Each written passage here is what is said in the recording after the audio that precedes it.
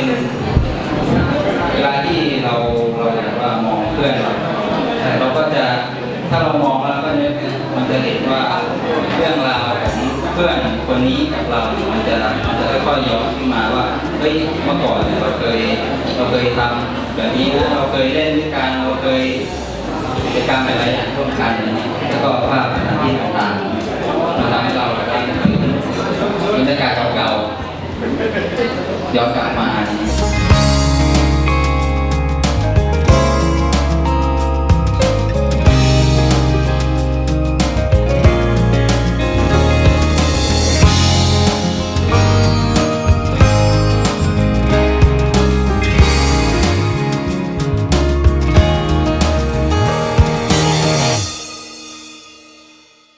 ผมคิดว่าสิ่งที่เราทำวันนี้มันเป็นปรากฏการณ์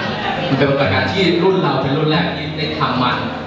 ตอนแรกไม่คิดว่าจะสำเร็จยังคุยกันอยู่ในทีมงานโรงเรียนว่าที่มันจะทำได้เหรอวะมันไม่พร้อมอะไรสักอย่างแต่วันนี้รุ่น 05 เราได้พิสูจน์แล้วว่าเราสามารถจัดงานรุ่นให้สำเร็จได้